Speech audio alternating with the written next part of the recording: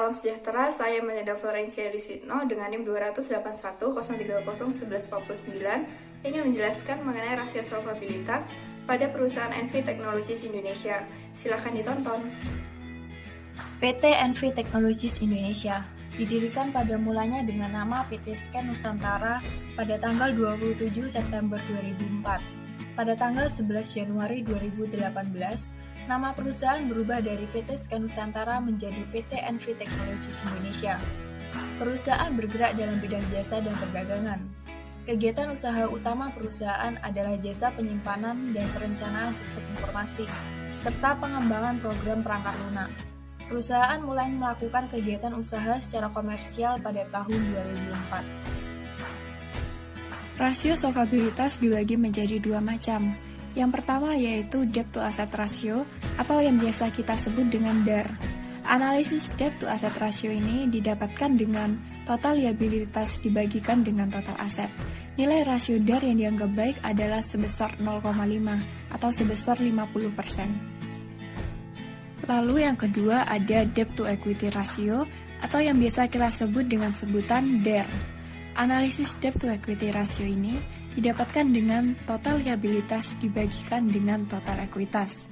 Nilai rasio DER yang dianggap baik dikatakan berada di angka 1. Berdasarkan penghitungan yang telah dilakukan, maka diperoleh grafik sebagai berikut, di mana di tahun 2016 nilai DER sebesar 0,66 atau sebesar 66%, di mana menandakan dari 100% aset, 66% penggunaannya berasal dari hutang atau dibiayai oleh hutang.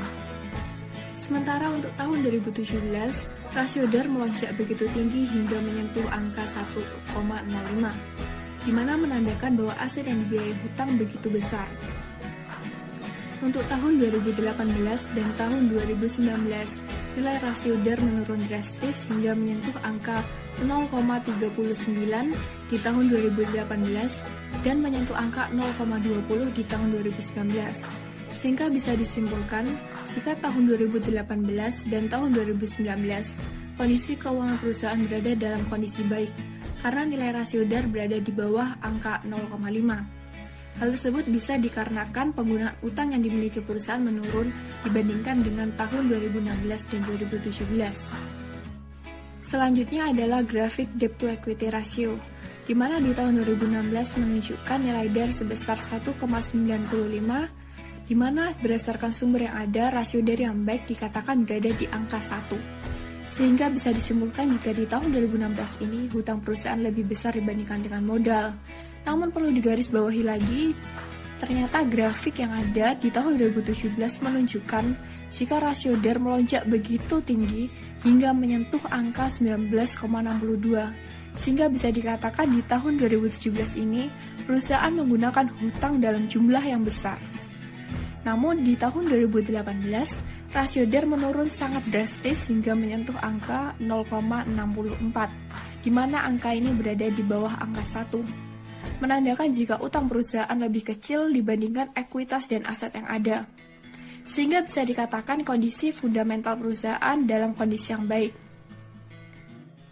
Di tahun 2019 juga terjadi penurunan rasio DER hingga mencapai titik 0,25, di mana menandakan kondisi fundamental perusahaan juga semakin membaik karena menurunnya jumlah hutang. Sekian penjelasan mengenai analisis rasio solvabilitas terhadap laporan keuangan perusahaan NV Indonesia. Terima kasih.